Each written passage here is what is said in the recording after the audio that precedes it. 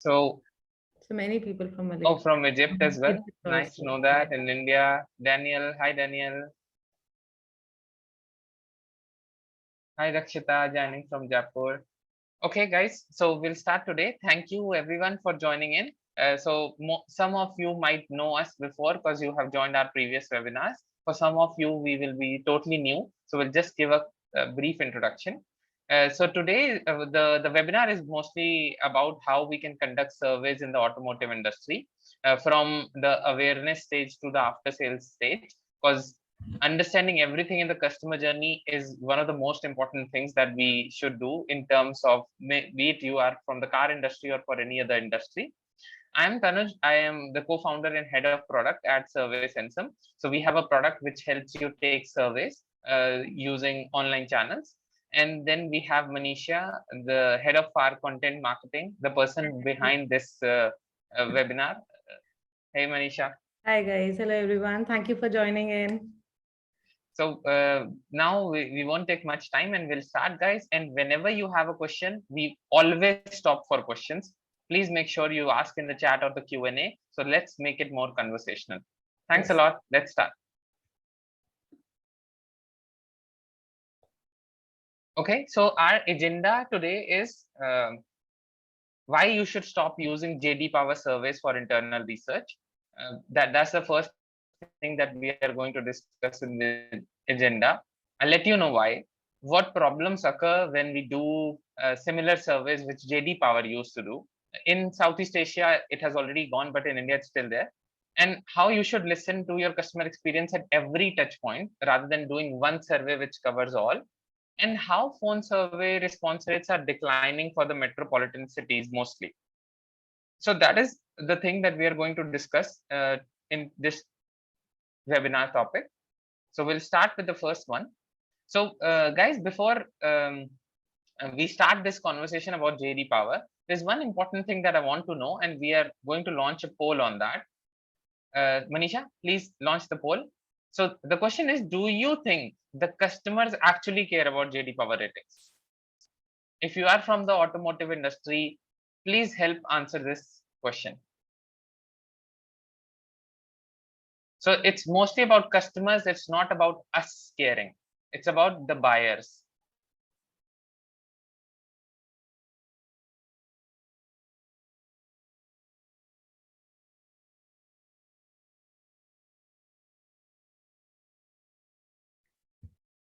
So 25 we'll end people. this poll in like 5 more seconds. Yes. Okay, let's end it, and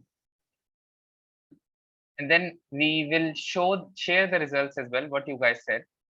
So most of you people, so it's kind of like 50-50. Mostly 13 people said yes, and most of the other people said no. So let's now share actual results which we got from a survey of buyers.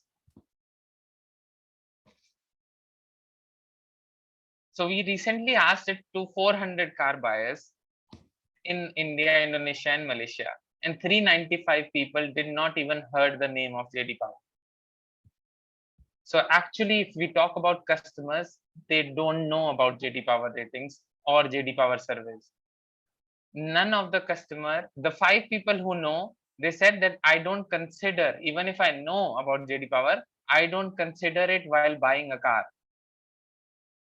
So this is just a benchmarking study, JD Power. We do it to just understand what overall level, what customers think about our brand. But actually, they don't know that these ratings exist. So what was the conventional way? Some brands have changed it, which I really love that some people have changed this conventional way. So conventional way of taking surveys in automotive sector was just see what are the 100 questions of JD Power in different journeys throughout the customer journey, taking around 20-40 questions of those survey and put those in CSI, SSI surveys and send to their customers, expecting them to respond to every question. So now I believe I have never responded to a 40 question survey or a 30 question survey before.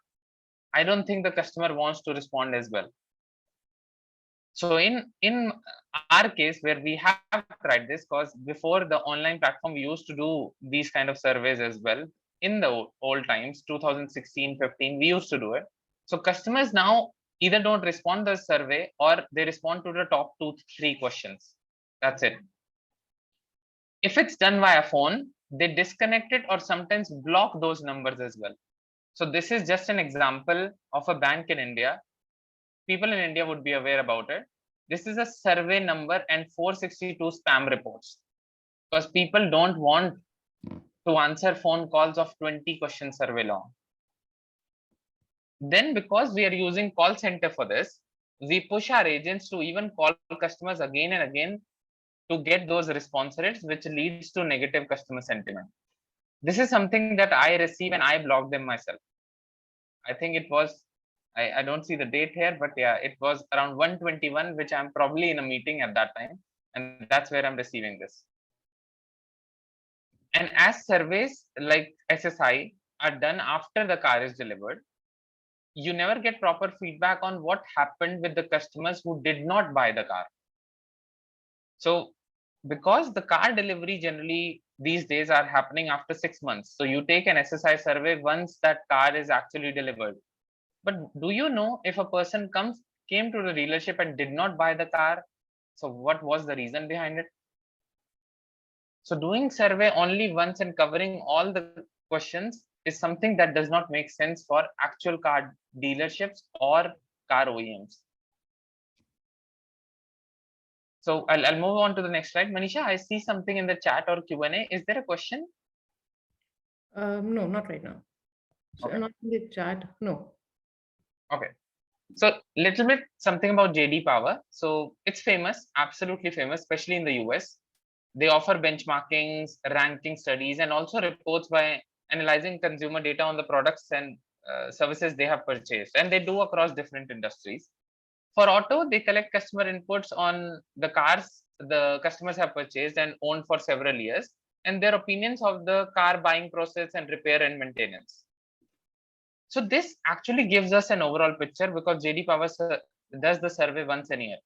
It gives the overall picture how people feel about the brand from one thing to the other. But the most important thing that it misses, it doesn't tell you on the real-time basis what happened when customer visits a test ride, or how did the customer feel after they come out of the service station. And I understand why these surveys were long, because they try to capture the whole customer journey in a single survey, because if they do on keep doing on touch points, it will be very expensive for them and also very expensive for the brands who will buy it. But why customers are willing to answer these surveys, but they don't answer if you guys send a survey? So JD Power, whenever they chose a audience, they would choose a small audience, 500 to 1K, and sometimes even till 5K they go in India especially.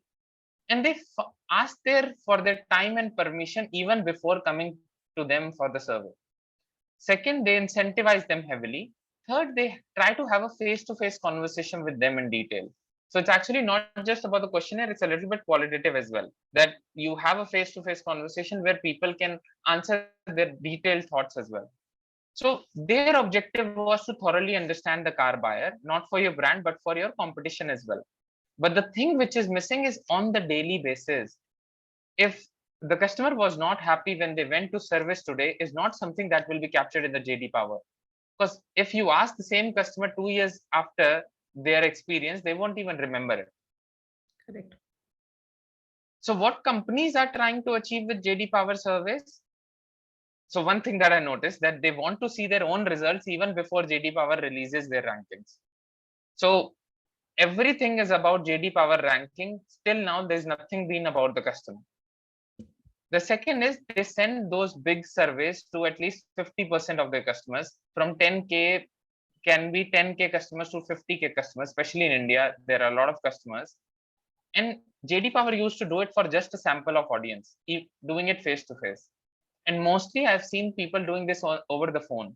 So I'm in a metropolitan city. You guys are all joining from metropolitan city.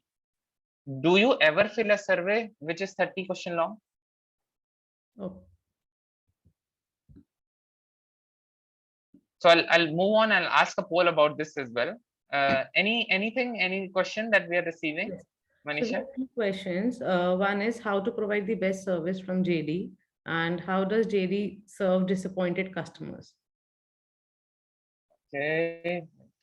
So how to provide the best service from JD? See, I'm not I'll not cover how to provide best service from JD. I'll cover how to provide best service to the customers. So if you really actually care about what customers do, the thing that you need to do is do small surveys to them. Once they respond to those surveys, note down those things and send it to the dealers immediately. So whenever you do, let's suppose someone visits you for a service, you ask the survey immediately after the service is done. They mention something which they did not like about the dealer. Just get your dealers notified that this is something that they did not like and improve on them. Do not focus only on what JD Power does. JD Power just provides benchmarking, guys. It does not tell you the actual insights on how you can improve on a daily basis. So JD Power survey does not disappoint the customer in that way. The only way it disappoints the customer when you're copying these 20 questions, giving a call every day to one of the customers and asking them over the phone when they don't have time. So the way the JD Power does it is they ask permission, they call them face to face, they incentivize them, and then do those surveys. But what I have seen mostly OEMs copying them, but asking it to every survey without permission, just directly calling them and asking them, can you answer 20 questions? No incentives, nothing. And even if they don't want to answer, sometimes I've seen people call them again and again, the call center is calling them. That is how it disappoints. Yes, and What is the best way to, yeah, go ahead. There's a question but, from Kenny. a very good question has come in from Kenny. What is the best Hmm. way to create high CTR on survey? We know survey is getting lesser and lesser view, and how can Okay, service system help? see, the best way, be it service and some, be it anyone else, best way is to figure out your audience. So for example, you are from Hong Kong, I think, Kenny, or from Malaysia. As Malaysia, okay. So when you are from Malaysia, you see that most of the people that I've seen, I've visited Malaysia a lot of time. Most of the people, at least in the KL area or around the KL area, are really open on online, really open online. Like WhatsApp is one of the best ways that I have seen work in Malaysia and also Indonesia. So if you actually want to get the best results on surveys, keep your survey short, 4 to 5 questions max. Send it immediately after that touch point. For example, they came to a test ride today, send it in the evening today or tomorrow morning. Do it via WhatsApp where they actually see it, and let them respond, because it's just a 4 or 5 question survey. They will respond. So if you talk about the response rates with WhatsApp in Malaysia, I've seen more than 20% in just one message. In just one message, I've seen that. But if you talk about uh, Kenny, I don't necessarily know about the lesser part what you have mentioned. There are ways to make it increase as well. If you lesser click through rate, okay. So if you want to increase there, when we send them EDM, okay. Oh, Email. email is really bad. Email would be around 1 to 5% max. If you talk about Malaysia, Indonesia, or even India. Yeah, so I'm talking mostly if you want the best click-through rates, try WhatsApp. Even though it's a bit expensive, try sending on WhatsApp. Everyone is on WhatsApp, at least in India, Malaysia, and Indonesia. These 3 countries I can vouch for because that's where I work mostly. Any other question in the Q&A?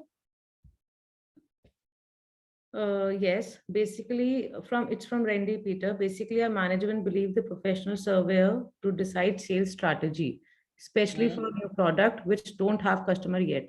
If we are not using JD Power, is there any alternative?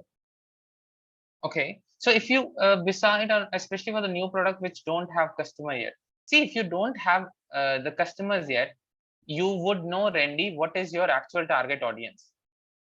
Like we know our audience is automotives, insurance, and bankings. So even before I launched something for automotive, I personally reached out to them, people on LinkedIn, trying to find them, asking connections that how can I know more people in the automotive sector, and did my surveys before creating the product. But that was one thing. Once the product is launched, the second way is, so you as a company, as a car company, would always know that which is your target segment. For example, if you are from uh, I don't know you are which country you are from, otherwise I will give you an example of let's suppose we talk about Malaysia today. So there are, one car is like Peradua, one is Mazda. So Peradua suits people who are more economical. So you know people who have bought Peradua before, this is someone that you have to reach out to. So rather than just going for JD Power, do a proper research in calling those customers which have used your different products in the past. Or if let's suppose you are a new brand entering into the market, let's suppose Hyundai or Kia is entering into a market completely for you guys, but it will be competing against some company, maybe Honda or maybe Hyundai. That is where you try to capture these responses from those competition users who are already using Hyundai or Kia, which you are going to compete against when you launch a new company. So do this surveys as qualitative survey rather than just following what JD Power does. Because once you do qualitative, you would actually know how do they buy the car, what do they look for in the car, what are the things they will need in terms of branding before buying the car. Maybe they are looking at some influencer who shares about your new car. So it's something that you can do only doing qualitative surveys. That's the alternative. If you want to know more about it, Randy, we can chat later. uh, so no worries, I have your email now, and I know we discuss about this. We'll chat later on this. So the thing that which I believe why we shouldn't copy JD Power, at least for internal surveys. First, not every customer has the time to answer these long questions. Second, these surveys used to work in the past when customers had more time, as they were less private jobs, more government jobs, less social media, and even less traffic on roads. So whichever car company you are from, one thing you should be proud of, that cars are selling everywhere across Asia.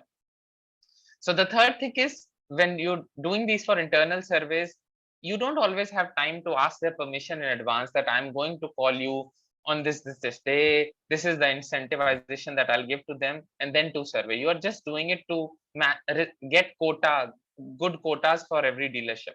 So you're not always asking permission. So don't copy those long surveys. And some questions in these surveys are mostly about internal processes of your sales or service, which actually customers don't really care about. This is something that I'll discuss in the next slide.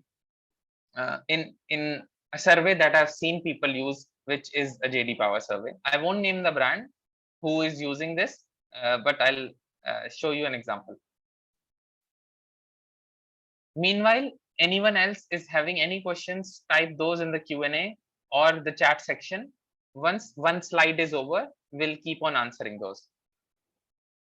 So let's look at one of the example of an SSI survey, which is sent after the car delivery.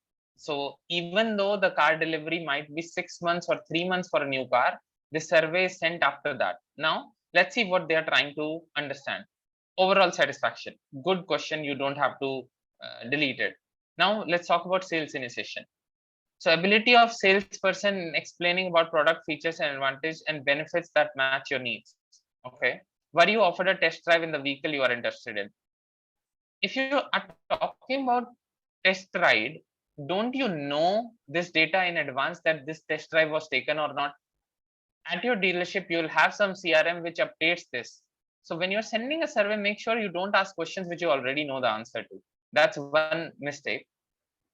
Then how would you rate your satisfaction of test drive meeting your expectations? So now test drive was done maybe 6 months ago. Who remembers that? That how was that experience at that time? Because they are now driving the new car. So they'll have experience of the new car, not this. Then how satisfied were you with the effectiveness of non-face-to-face communication and explanation by the salesperson? Can't we just make it how attentive was the salesperson? We are just making it difficult for the customers to answer this survey. And then I've also seen people asking about dealership facility. How satisfied were you at the facilities at the dealer side, ease of looking at vehicles on display, dealer facility, compete. So these kind of questions, quality of amenities, actually customers not care much about. Asking it two different questions on a single thing doesn't make sense. Then another part, deal negotiation process. Overall rating of the negotiation process, price, bonus, accessories. One question is enough. Like clarity of explaining the documents, transparency of paperwork, timelines of completing the final paperwork process. Do you feel the customer care about each of these three things? For them, this one question is enough to answer what you are looking for. Through this, it looks more to me a performance review of a sales guy rather than an actual survey that we should ask the customer. So Manisha, even at our company, we don't do these kind of performance appraisals, do we? No, we don't. We don't. We Right? actually try to Because keep questions as minimum as possible, the question numbers. as minimum as possible, because people they don't actually care about these four things in the survey, and although they sometimes they don't even remember this. Actually, exactly. That's the point. No, asking these questions after months doesn't really matter because people, it's not there in their memory. They'll forget it. Yeah. So I believe, Manisha, that if we have to do these kind of questions, we want to know these things in detail. Why don't you do mystery shopping?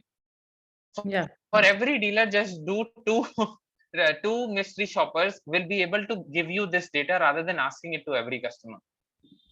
So this is something that I feel is completely wrong and waste of time for the customer. That's why they don't answer. That's why the response rates are declining. Then okay, the survey doesn't end here. It's already been 10 questions and we have still haven't asked how was the car. Okay, so let's go there. So overall rating of the sales consultant. Okay, good, not a problem with this question. Was your vehicle delivered on day? It was good. If it was uh, delayed, how long it was delayed? Did the salesperson keep you informed? These are good questions. They definitely make sense. Now the question, did the salesperson hand over your vehicle? Now who's going to hand over the vehicle, or whether the vehicle has been handed over or not? These questions are just, people don't even look at them while answering, guys. The questions that make sense, effectiveness in explaining vehicle features. Yes, Yes. when I bought the new car, it mattered to me that the salesperson or the advisor was able to make me understand what features I should use. Were you introduced to the service advisor? Maybe it matters. How satisfied are you? Definitely matters. Good question. Now, have you ever been followed by a customer relationship officer after a delivery? This again is your process, guys. You don't have to ask the customer. Doesn't make sense totally. Then would you recommend this showroom to your friends, relative, or family members? I'm not sure whether I can recommend something basis on buying a car. The question that is completely missing, which an OEM should ask, would you refer a car? Would you refer that? Like I bought Mahindra XUV 700. I have referred that to at least 10 people. So when we are doing a survey, we are just caring about what the dealer is, how the dealer is performing. We are not even asking, would they recommend our car to someone? So does the customer care about the dealership or they care about the car? So this is something completely missing, guys. That's why one of the reasons I advise people not to use JD Power surveys for their internal research. Use it for mystery shopping if you want to. Some things will be very relevant, but not for your internal surveys. Okay. So now another question, like we OEMs, many OEMs send this survey to customers, these 30 question survey. Please tell me, how many of you ever responded to a 30 question survey? Actual honesty.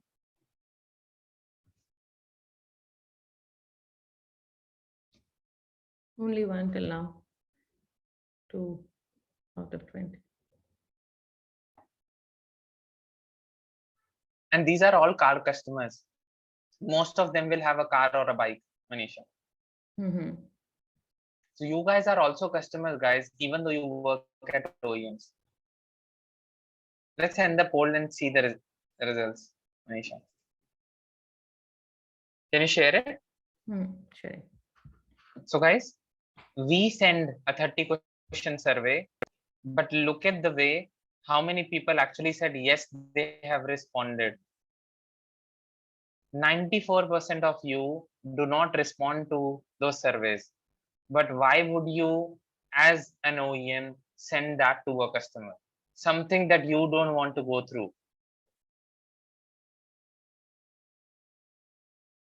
So before I move forward, any questions from anyone? Anyone wants to see, give their suggestions on something like, okay, maybe those surveys work, maybe for this thing it's good. Anything they want to do? No questions till now. Okay, so then we can stop sharing. Okay, so let's move on to the next thing. So what I believe is wrong is, like, apart from this survey length, you're sharing one survey for all touch points. So we have seen in the previous example, we are asking about sales initiation. If your car gets actually delivered after 6 months, would you remember all of it? Maybe you remember the test drive, but nothing. How was the dealer facility? You don't know. You don't even know which dealer they actually bought the car from in the end. So you are missing out on the things which you should have asked when they visited another dealership. Then too many irrelevant questions, like 4 questions about the deal and the negotiation process. We can just do that in one question.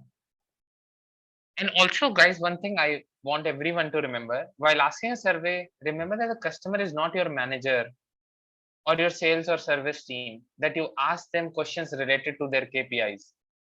Some of the questions we see about the negotiations are related to their KPIs. That is something a sales manager can do. And if they are not able to do, then do mystery shopping, guys. That will reveal that, rather than asking this to the customer. Don't frustrate them. So if we talk about what customer cares about, this is something that I have seen. Think about myself when I bought the car, because I have the latest experience. The first thing was, they promised me something. Did they deliver on time? This was important to me. So did the salesperson attend me properly? Specifically important to me. Did the salesperson explain everything about the features? Because I'm buying a new car now, everyone is pushing technology into the cars. Did they inform me how to use that? It was important for me. Fourth thing, was the car working fine? Absolutely super important to me. And also, like, one thing I missed, which was important, that the car was not damaged or scratchless. So within these 4 or 5 questions, the survey would have been done. You would know whether the customer was happy with the delivery or handover process or not. And if they were not happy, an instant notification to the dealer. If you're doing an online survey, or even if you're doing a phone survey, record it online, so that you can send alerts to the dealers immediately that this person was not happy, so they can call them and fix them. So this is something that we advise. Don't do more than 4, 5, 6 questions in a survey. People won't respond. And if you talk about people, mostly people in the US and all, they don't even respond to more than 2, 3 question survey anymore. Forget about 30. So I think the example this we already can explain. Like, someone took a test drive in January, booked the car in February, car was delivered in July. A survey sent asking about the test drive and sales agent behavior at that time. Nobody remembers after 7 months, guys. That's where you should stop. So this is what I feel the right way. So I can stop again, guys. If you have any questions, anything till now, please go ahead and ask before we move to the next slides. So next topic would be about how we can do surveys in entire automotive journey, covering mostly all the touch points in smaller details rather than one big survey. If you have any questions, please feel free to type.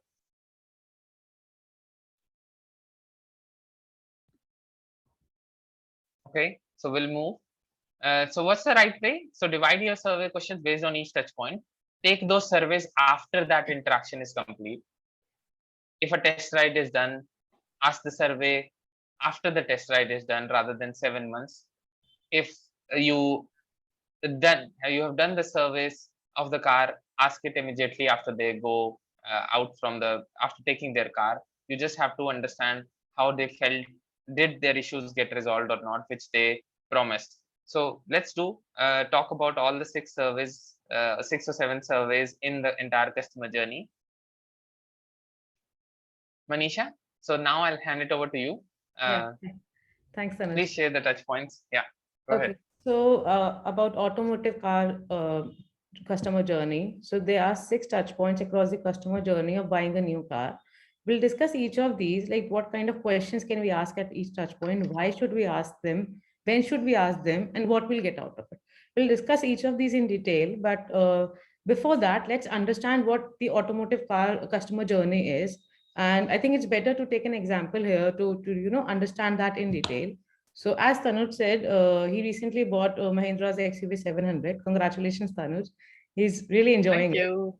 So I've seen. Yeah. so so let's understand what his journey was during while buying this car of his. So he was looking for a car for quite some time. I've seen that. So he was searching for it. So that's when he actually stumbled upon Insta's post by Mahindra on XUV 700 that they've recently launched this car. So he really liked the build of it, and he started. That's the stage one awareness. We actually got acquainted with the new car. So later on, he actually started talking to his friends and family around. He started seeing 700 and on the road and surfing on the web about it. So all of these things. So that's his discovery stage. Where he actually started exploring the car, actually started knowing more about the car. So when he actually thought that, okay, this is something that he really liked, he went to the showroom. He actually considered it, taking us to the third touch point, that is consideration. So he actually went to the showroom, talked to the salespeople, asked about the features, took it for the test drive. He talked about he checked its performance, its power, he checked its build and everything. So he really liked it. That's when he moved on to the purchase touch point, that okay, this is something I can see myself into, and he wanted to buy it. So, and it is a very important touch point where two things are discussed. One is the booking period, because it can range from days to a year to an year, and 1 year for to 1 year. Mahindra XUV. Exactly. Yeah. And that plays a very important role while buying a new car. And the second thing is finances, because negotiations and the loan thing, insurance, and everything is discussed at this touch point. Now, when everything is finalized and after the booking period, the car is handed over with a celebration. So that's the handover touch point. And later on, it's not just done yet. The after sales part, where the customer actually, where I think Tanuj will also, go back to Mahindra showroom for the maintenance and repair work, and the all the service after 1,000 or 5,000 kilometers, and after a year he'll go there for the service to get the service done of the car. Yeah. So And these one are. more thing I'll add, Manisha, sorry, in the consideration stage, somehow like I like this car and wanted to buy this, but there most of the people like which have bought the car, they also look for a competition sometimes in the consideration, right? So let's Yes. suppose I'm buying XUV 700. So some people who bought XUV 700, they looked at Safari and Harrier as well while Yeah. deciding what to buy. So at the consideration, say knowing which brand is very important. I think you'll cover most of this in the next stage. So one question I have in the chat, Manisha, I'll answer that before you move. Okay. Mhm. So question is, how do you make sure the same respondent willing to answer 6-7 survey over some period of time? How many percent drop out and how do you replace? So first of all, the same 6-7 question survey you can only ask Edward only after sales, once they're coming for the service. And people, if let me tell you one thing.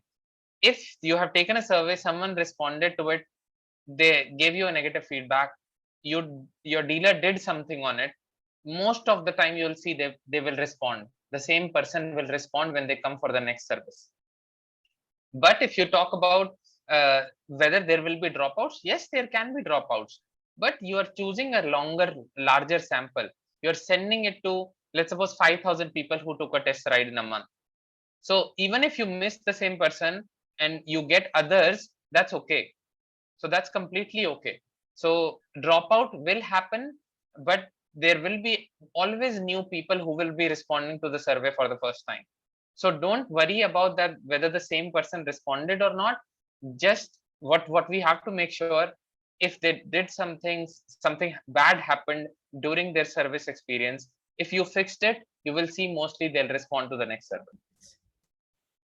So I think that's the trick to make sure that the same respondent will respond to you. That Yeah, closed loop. There's sure, nothing better than that. Yeah. yes, that they have been listened to, and their their feedback. There's this action that has been taken over their feedback. So that's the thing, that their feedback Absolutely. has been listened to by the brand. Absolutely. Okay. So moving on to the first touch point, that is awareness. So over here, a person, a consumer actually gets, acquainted with the new car either, or they get to know, they get this thing about, they get this desire of buying a new car. This is the touch point where they actually get to know that, okay, this is the time where I want to buy a new car. They get aware of their feelings. So that is the first touch point. And the second one is when they get to know that, okay, I want to buy a new car, and that they started exploring all the cars around. They started surfing the web around. Okay, these are the cars that I like. This is the, so either I want a sedan, either I want an SUV. So what kind of cars do they want? What is the the price Price bracket? points. Yeah, Yeah. they want car into, what kind of features are they looking for? So these come into the discovery stage.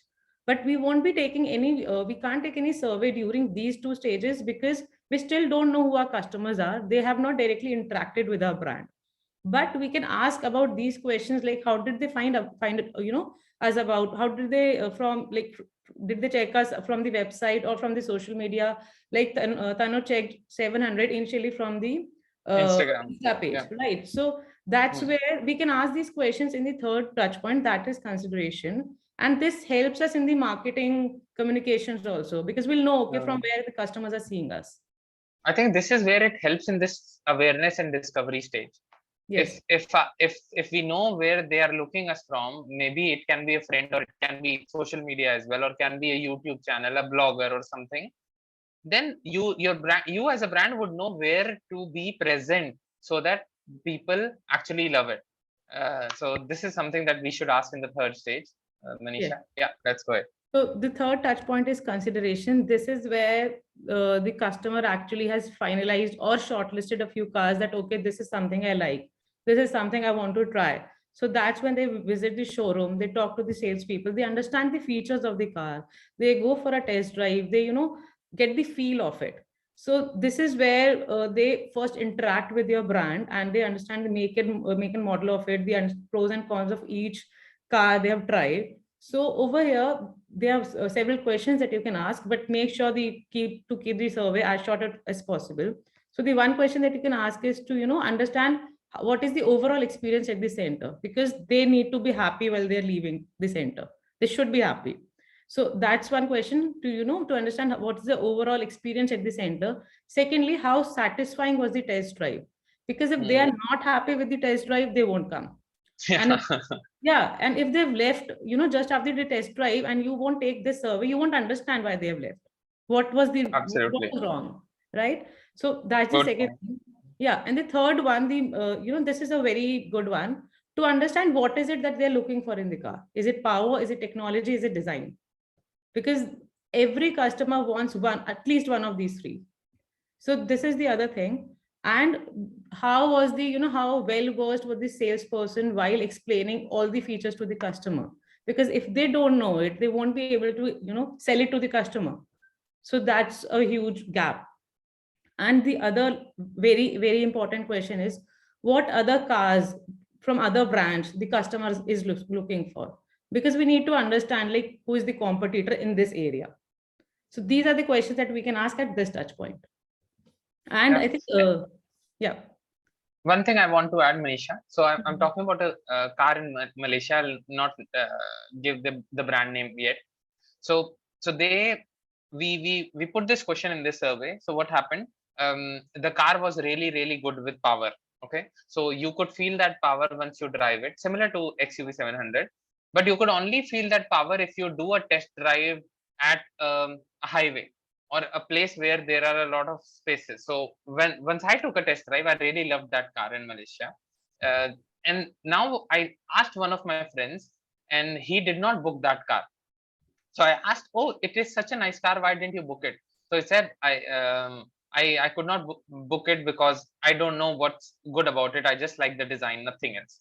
Now the car manufacturer says they care about the power.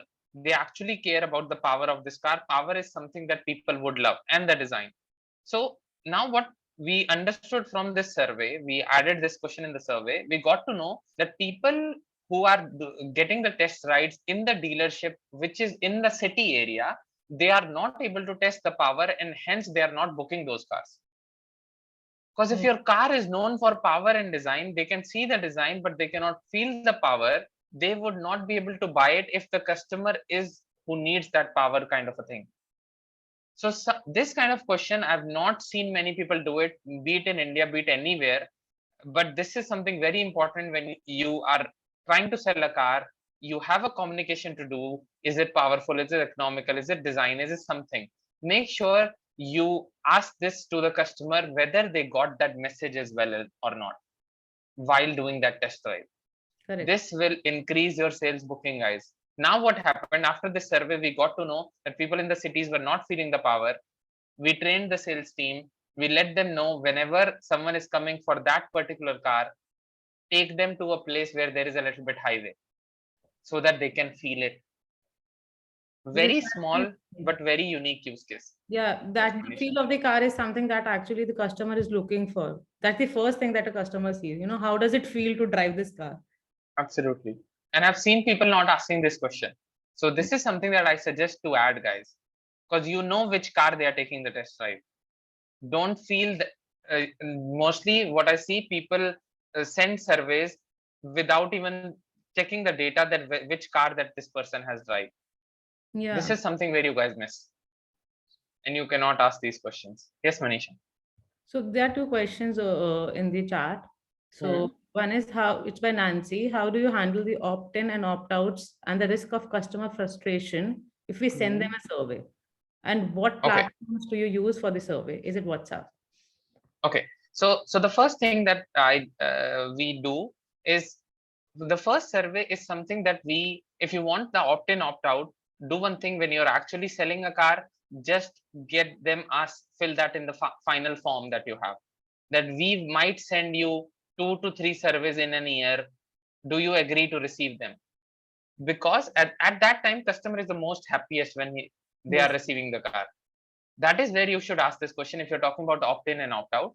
If somehow you are not able to do this opt-in opt-out during that process, send the survey and put the last question in the survey as, do you want to receive future surveys? If that is something that you want to do for opt-in opt-out, this is how you can do it. And if people drop out, that's okay. Edward, completely okay. Sorry, Nancy asked this question. If people opt out, that's okay. Still, you will receive a lot of responses. Correct. The other thing is, like, I suggest WhatsApp in these 3 countries, but in some countries, like we work in US as well with Automotive, there we do via SMS, not via WhatsApp, because WhatsApp doesn't work there. So depending on which country you are, if I talk about Vietnam, I think they use something else. I'm forgetting the name. So, or like, let's suppose in Thailand, people use Line. So this is where I would want to send the survey, where people are mostly there. Yes, which actually the channel that customers prefer. Yeah. Okay. So, and Randy, I absolutely agree with your point. Fulfill the customer need before thinking about how the dealership performed or how the customer performed, which means you cannot communicate or for future communications. Okay, so that is one other thing, Nancy, we do. For the survey, we always have a different survey that we like, the number that we buy. If you just give me a minute, guys, let me see if I can share my screen. Can you see my screen? Yes. So this is a company in Indonesia, Indomobile. Indonesian people would be aware about. This is how their survey comes in the WhatsApp. And if you look at the top, for the survey, we bought a different WhatsApp, which says survey with a green tick. Green tick, making it. And if you talk about opt-out, I have the data for at least 10 WhatsApp companies which we work with who use WhatsApp. 97% of the people don't opt out if you are sending smaller surveys and just 1, 2 or 3 times in a year. They don't. Okay. am I back to the Yes. stage? To the deck. Yes. Okay. So talking about the consideration, as we have said that okay, the test drive is taken at this stage and people are actually considering to buy this car. So we should actually share the survey on the same day of the test drive, because the experience is still fresh in people's mind and they'll be very honest with you about the feedback. And secondly, what we'll get out of these questions is, first of all, we'll understand if the service agents are well versed with the features. Are they explaining those features with the customers or not? Or do we need to train them on it?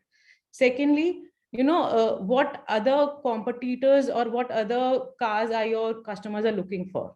So that's the second thing. So these are the two major things that we'll learn at this touch point from these 4 or 5 questions. Right. So Kenny is asking something. You keep on. Okay. Okay, all right. So now after that, the consideration stage is done and that the customer has really liked the car. So it's time to book the car. It's about, as said before, the booking period is very important, plays very important role in the customer journey of buying a new car, because it varies from 3 to 4 days to an year. You can either get a car in like just 4 days, and sometimes it takes an year to get the car up. So that actually changes the decision of the customer, or while choosing the car. Okay, this is something I want, this is something, this long I cannot wait.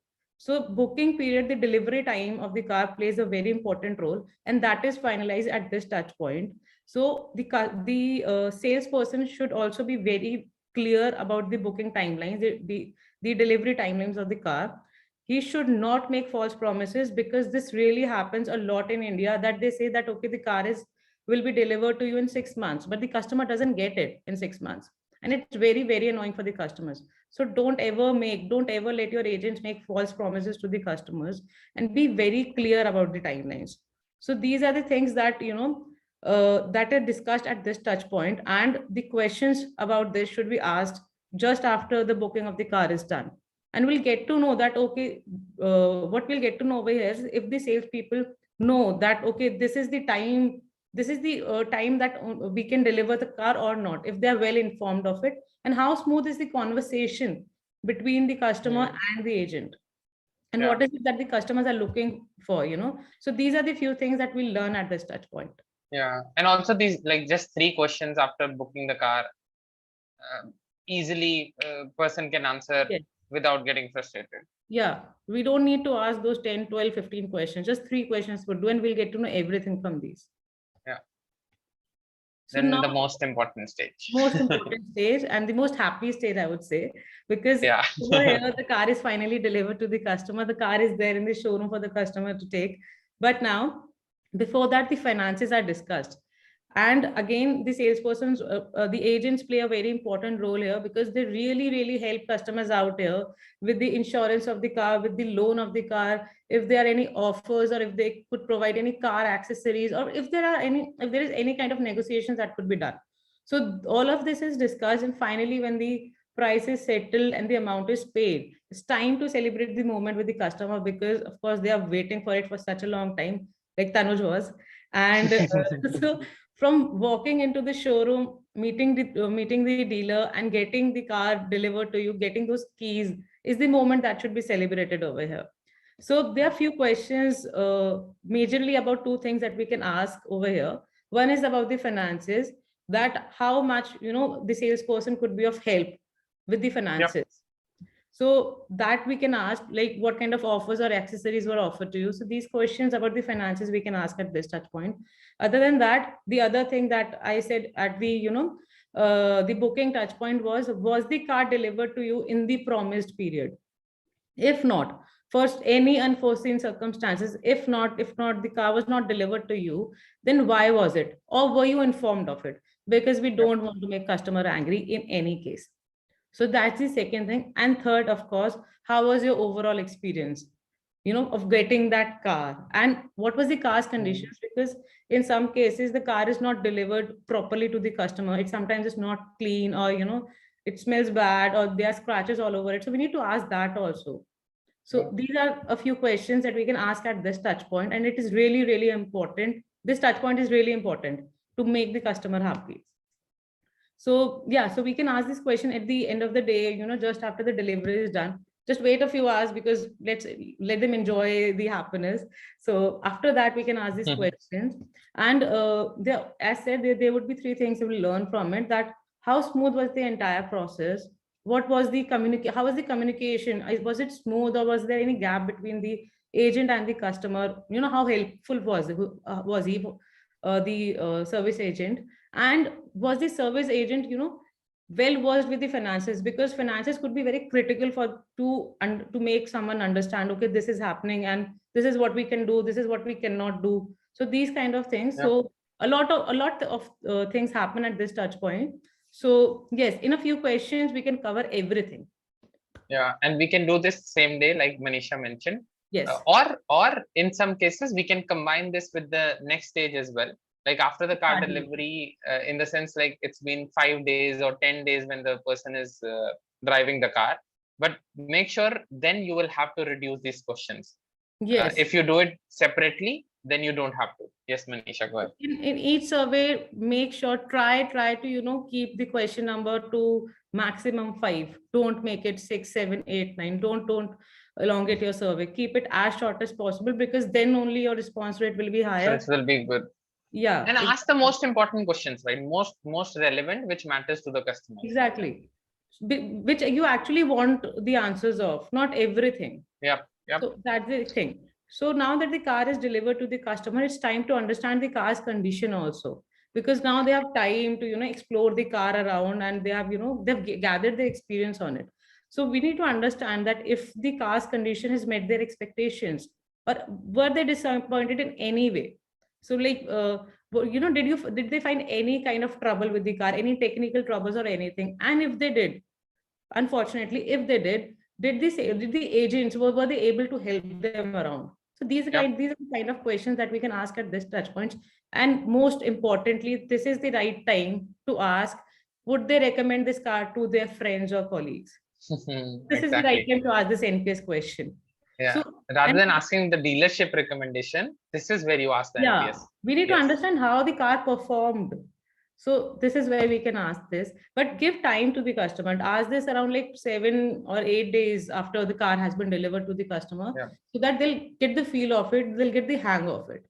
Then only ask these questions. And now if they give a good rating, Manisha, not just ask them to refer, but take them to review sites like Car Dekho or Bike Dekho, whatever we are selling, and ask them to give us a good rating there. Because when we are exploring at the awareness stage, we also look at the reviews at Car Dekho, guys. Yes, we do. Because everyone... This is where we do. And how... Yes. Yeah. So how do you increase that awareness part, or how do you do this discovery well, is when you ask them to review you with good ratings. So this is what you can do after the car delivery. Yeah. So Manisha, there are 2-3 things that we left on the call, but some people might want to leave at it is 1:30, right? So just one thing I want to ask before everyone goes. Guys, we always do a free consultation with everyone who wants to go deep dive in their surveys. So if someone is leaving at 1:30, like in 2 minutes, please answer this poll. If you want a free consultation on how you can do surveys in customer journey, we will be there to help. No sales, nothing, just a plain question. So, because once we know the yes or no, we will know who to reach out to. So this is our opt-in, opt-out, guys.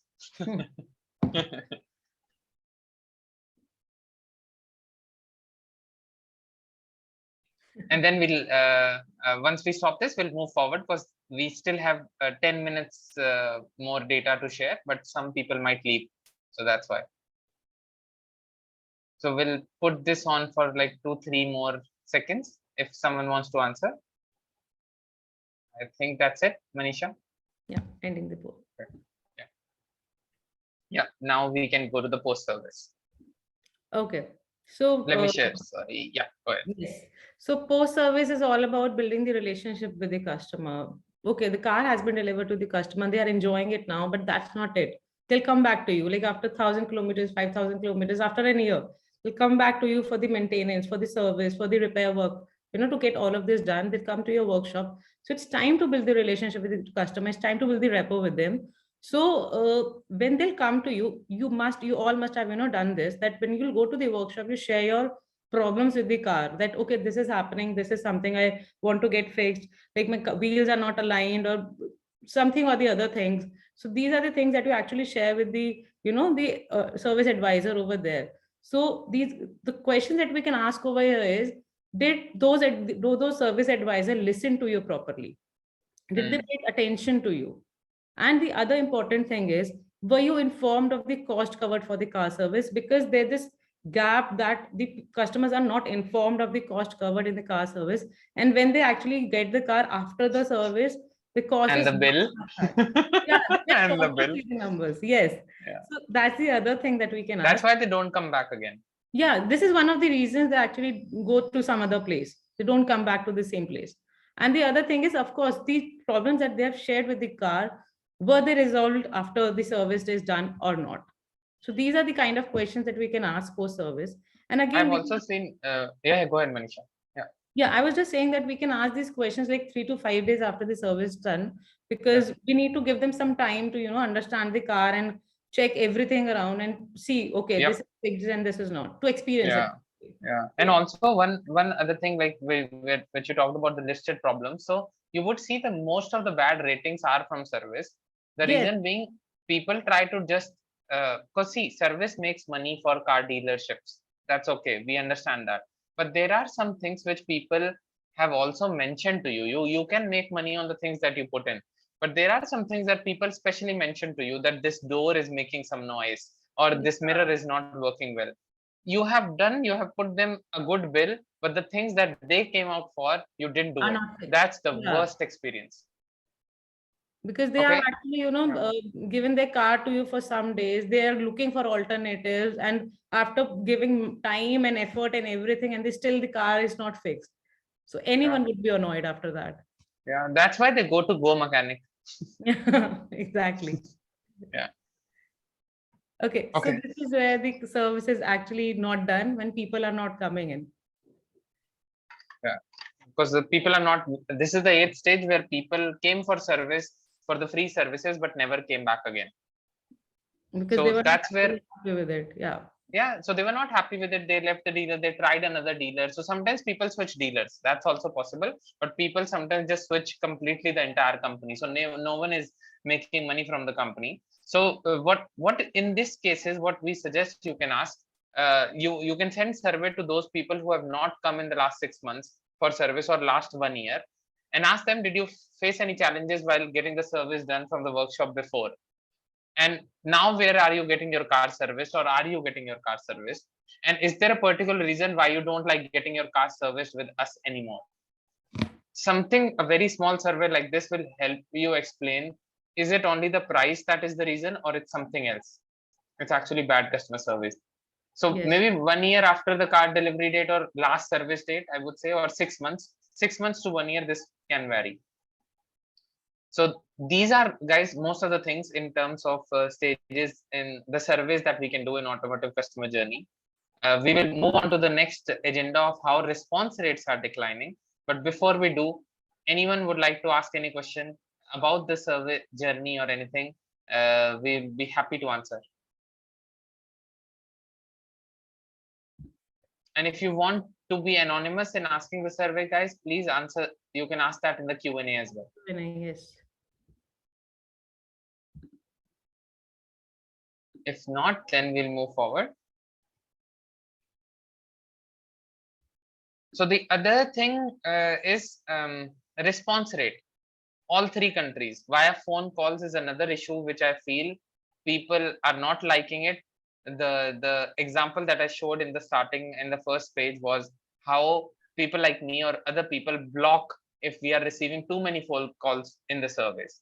So it's something, phone service definitely work when you have to get deeper, but if the customers are not ready to answer those surveys, please don't frustrate them by calling again and again. I know that you need some kind of quota, but that doesn't mean you'll irritate the customer. And it's something the top leaders have to understand. Sometimes the junior people are forced to meet that quota. So what we have seen, so this is a center from US telephone survey. Maybe we do this kind of survey in India and Malaysia, Indonesia as well, Manisha. So that is how the response rates have declined for phone surveys in the past.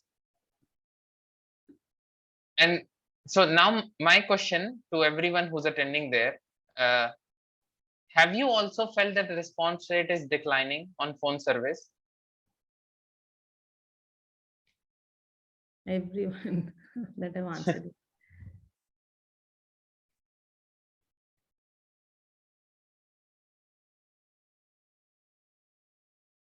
Yeah. So this is the first time something like this has happened. Okay, so one person is there. One person is the only person who says yes, no. All of them say yes. So response rates are actually declining, guys, over the phone, mostly in the metropolitan areas. Everyone is busy these days, social media, driving, taking your kids to school, and you're receiving a phone survey. Nobody wants to answer that. That's why people get blocked. That's why doing a hybrid kind of a mode, choosing online where people can decide if they want to respond or when they want to respond, is something that you should look after. So this is something that we have seen. We have tried the hybrid approach. The first thing is we send surveys via WhatsApp. So not just us, it can be Service and or it can be any company, guys. I'm just suggesting a channel, not my own company. The other thing, like how it is helping WhatsApp surveys, the first thing is you get the response in real time and immediately you notify the dealer that something went wrong. Dealer gets notified, fixes the issue. Maybe it was about something that they missed, wheel balancing they missed. They call the customer or go visit the customer, take their car, do the wheel balancing done. Customer is happy, not writing anything bad on social media and coming back again. First thing is real-time surveys and also real-time notifications. Second is response rate. Sometimes if you incentivize, goes up to 40% as well. Really good for some places. Also, they are very cost efficient. WhatsApp might cost you for a survey complete 4 to 5 rupees Indian money, and very it separates in Malaysia and separates in Indonesia, but it's very cheap. And if you talk about phone call, you will do at least $1 to $2. That's the minimum I have seen for a phone call survey. Be it you go any cheaper, then it doesn't piss off the customer because customers can answer the survey on their own time. They can opt in, they can opt out. In phone surveys, they just have the option of blocking. So it's something that has worked really well in Indonesia, Malaysia, and India. So it's something I recommend. If you want to try, just try it. But make sure that you don't do too many reminders. Don't send reminders. If they want to reply, let them reply. But this is from our research that we have done, comparing, because we do hybrid kind of surveys. Phone surveys are really important when you have to do qualitative insights, and also when you have to call in very areas where rural, where online is not there. But the response rate less than 5%. You send so many reminders, maybe it increases. Data processing takes so much time, it's not real time. Expensive, everyone knows. Then also, mostly many times in the phone service, people start by saying, oh, were you happy with the service today? If you were happy, you can rate a 9 or 10. That kind of data manipulation might help the dealers to get better incentives from the OEMs, but it's not actually helping the customer. Right. So it's something we say, do a hybrid approach, send WhatsApp surveys at least in the metropolitan areas. And when it comes to audience which are very old or very young or in rural areas, go for telephone surveys, or if they are from the low network area. So this is something we would recommend if you want to go for a hybrid approach. Do WhatsApp first and then telephone, rather than doing telephone first and then WhatsApp, because you'll irritate it again, the customer. Correct. And then the last most important thing, so we'll do a webinar on this, guys, how to actually close the loop with dealership and everything. Next webinar should be about this. Just one thing, make sure that your surveys reaches, the responses reaches to the dealers in real time. Even if you are using a phone survey, record it into a product like Service Insum, SurveyMonkey, anything that you want to use, so that it's real time, so that you can notify the dealers immediately that this customer was not happy. Because only dealers, you OEMs, you won't be able to control those things which dealers can. And then if you have worked on something, if you're working completely everything on, or always on something, let the customers know that this is something we have done. You complained about this is something we have done. That's how you get more response rates in the future, and customers coming back to you again and again, at least for service. For cars, you cannot control that the people will buy from the same car. You cannot always control. So that's it. That's what we want to share. So we have a question from Daniel. Yes. So taking into your advice and consideration, if we move forward with the short survey in every touch point, then does it also mean the survey platform heavily depending on the capability of the backend system? Then there is any advice on which area of backend system should we focus on enhancing? See, this is more technical. If you are your own survey platform, just know your customers and know what kind of things to be done. If you do not develop your own survey platforms, you are just pushing your IT to do things. So for example, someone asked me that I want to make my own platform, why should I use you? So my answer was like, if you have 10 surveys you want to do, not just these, you do other marketing surveys as well. So will you reach out to your tech team every time to create a questionnaire? If you have to edit something, you reach out to IT. Why you are wasting so much time? And developing it in-house would be much expensive than using someone else's services. So generally, I don't advise. Don't think I'm the founder of a survey platform. That's why I'm saying this. I don't advise because the technicalities are too much. And if you talk about the backend systems, if you really want to develop it, make sure that it can send a lot of surveys. It can do real-time analysis, has dashboards in it that dealers can also see, and also it can send notifications to the dealer in real time. That's the most important thing that I would say, Daniel. So guys, this is a wrap up from our side. We'll wait for like 2 more minutes if someone has another questions. If not, like we'll wrap up this webinar, and we will be seeing you again. So just one thing before you leave, when you close the Zoom meeting, you will see a small survey coming up that will actually help us improve for the next webinars. Please make sure you answer it. Your feedback means a lot. So is there a question? Hi.